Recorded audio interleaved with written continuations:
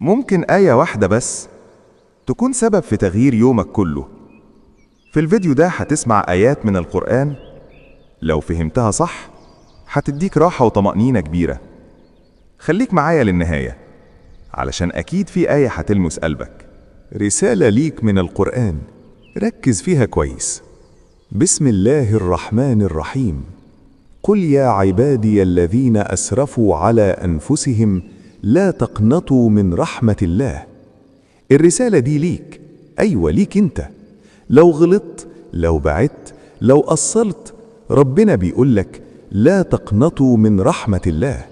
يعني مهما عملت باب ربنا لسه مفتوح. مفيش ذنب أكبر من رحمة ربنا، ومفيش حد بعيد عنه إلا اللي قرر يبعد. ارجع بس خطوة هتلاقي ربنا فتح لك 1000 باب. قول يا رب اغفر لي وتب عليا.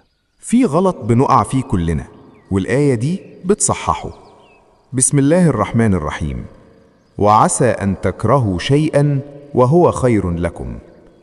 كم مرة زعلت على حاجة حصلت لك وظنيت إنها وحشة؟ الآية دي بتقولك ممكن الحاجة اللي انت زعلان منها تكون هي الخير ليك. يمكن ربنا بيبعد عنك حاجة علشان يحميك من حاجة أكبر، ويمكن بيأخر حاجة علشان يديك الأحسن. فمش كل اللي بنكرهه شر، أحيانا ده رحمة من ربنا. اللهم اختر لي ولا تخيرني. آية واحدة ممكن تغير يومك كله. بسم الله الرحمن الرحيم. لا تحزن إن الله معنا. يعني إيه؟ يعني مهما الدنيا ضاقت ربنا معاك، شايفك وسمعك، مش لوحدك في مشاكلك، ومفيش حاجة بتحصل إلا بعلمه. فبدل ما تزعل اطمن لأن ربنا معاك. قال رسول الله صلى الله عليه وسلم: أحب الأعمال إلى الله أدومها وإن قل.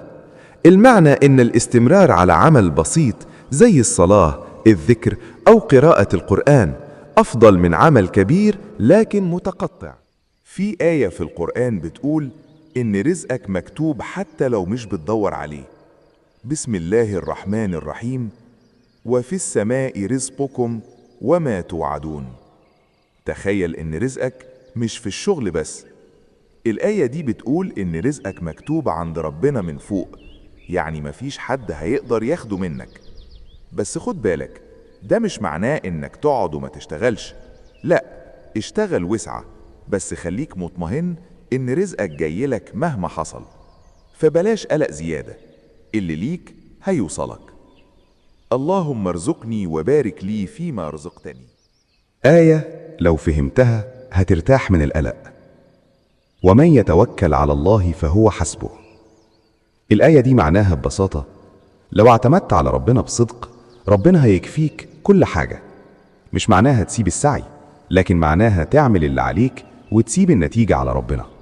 مهما كنت قلقان من بكرة افتكر ان ربنا قال فهو حسبه، يعني كافيه. لو وصلت لحد هنا اكتب في الكومنت الحمد لله، وما تنساش تعمل لايك للفيديو علشان يوصل لناس اكتر وتاخد اجر عليه.